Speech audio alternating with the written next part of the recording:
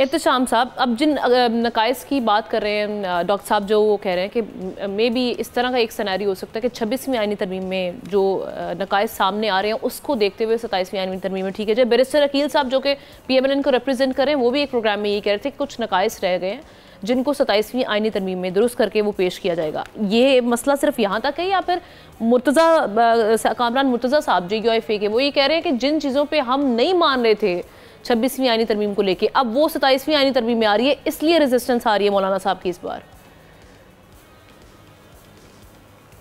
हमने अपने इंट्रो में आपने कहा था कि 1 महीना 1.5 महीना लगा, कितनी मुश्किलों से 26वीं आईनी तरमीम मंजूर की गई और फ़ौरन अब 27वीं तरमीम की बात हो रही है।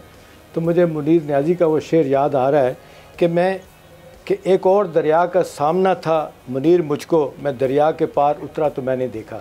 तो हुकूमत को अब तो समझ नहीं आ रही कि भई इतनी जल्दी क्या सिवाय इसके कि ये जो अब बार बात की जा रही है कि जी 26वीं आईनी तरमीम में बहुत सारी पेचीदगियाँ रह गई हैं, जिसका बड़े अच्छे तरीके से दानिश ने भी जिक्र किया। वो भी सही बता रहे हैं कि हुआ क्या और कैसे होना चाहिए था। अदालत बन जाती तो मेरा ख्याल है ये इशूज़ ना होते। अब देखिए, 2 चीज़ें बड़ी वाज़ेह तौर पे आमना हुई हैं। अब ये बात माननी पड़ेगी कि मौलाना फजल रहमान ने जहाँ PTI को राज़ी किया, वहाँ पे हुकूमत को भी राज़ी किया।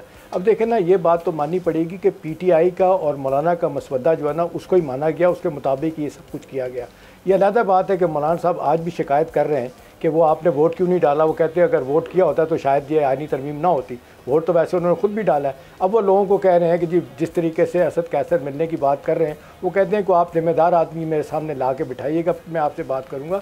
आप फैसले करते हैं और चीज़ें तय करते हैं, उसके बाद बैकआउट कर जाते हैं। देखिए, हम ना अब इस सूरत हाल इस वक्त यह है कि हुकूमत ने जिस तरह डेस्परेशन में ये फ़ैसले किए, हुकूमत ये समझती थी और आज भी शायद समझती है कि जी अदालती माशाल्लाह लगा हुआ है मुल्क में, और जिस तरीके से अदलिया के जज जो है ना, वो अदलिया की आज़ादी के नाम पे अपनी आज़ादी जो है ना वो मांग रहे हैं, और इसी तरह से मईशत के वो फ़ैसले करते हैं, इंतज़ामी इख्तियारात उन्होंने संभाल लिए हैं, लिहाजा वो कहते हैं सब कुछ नहीं चल सकता। लेकिन आपने देखा जिस अंदाज से या अफरीदी साहब आए हैं, उन्होंने बड़े ज़बरदस्त तरीके से कई हवालों से मेरा ख्याल है हुकूमत को मायूस भी किया होगा। अब ये जो कमेटी थी, प्रैक्टिस एंड प्रोसीजर कमेटी, जिसमें से मंसूर साहब को और मुनीब साहब को अलहदा किया गया था, आज देखने पहला काम ही उन्होंने कल ये किया था याहिया साहब ने कि उनको वापस ले लिया।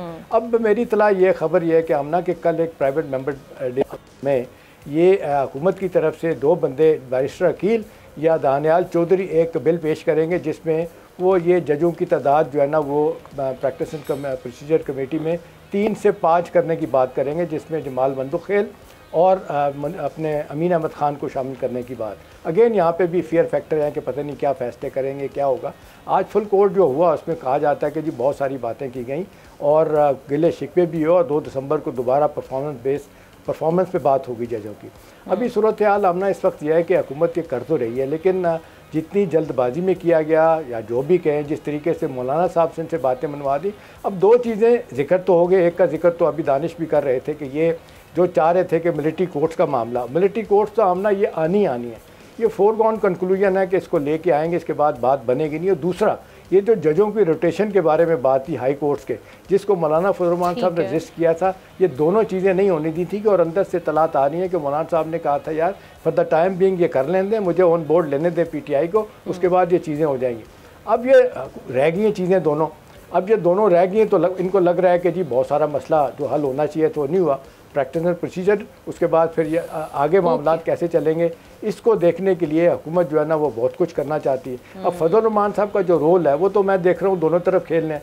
एक तरफ वो कहते हैं जी सवाल ही नहीं पैदा होता, मैं 27वीं होने दूंगी, और कल जो मीटिंग हुई है वहाँ पे सुना है कि बिलावल भुट्टो ने लाहौर में यही बताया कि मौलाना साहब हमारे साथ हैं और इंशाल्लाह हम करवा के देखेंगे। वो ये कह रहे हैं, लेकिन चल रही है। असल मसला है आमना कि ये 2027 का सिनेरियो ज़हन में रखे।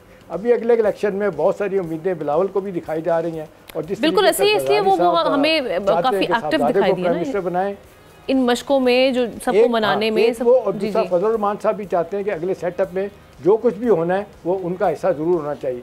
तो मेरा ख्याल है ये अब डेस्परेशन का आलम है, हुकूमत भी बहुत सारी चीज़ें चाहती है अपने हिसाब से हो जाए, लेकिन शायद या अफरीदी के आने के बाद इतनी स्मूथ सेलिंग नहीं होगी हमना, इसलिए ये बात, ये तो वक्त बताएगा। चले मैं जुल्फ़िकार साहब की जानिब चाहूँगी, मैं वक्त बचाते हुए जुल्फ़िकार साहब बात हो रही है। ठीक।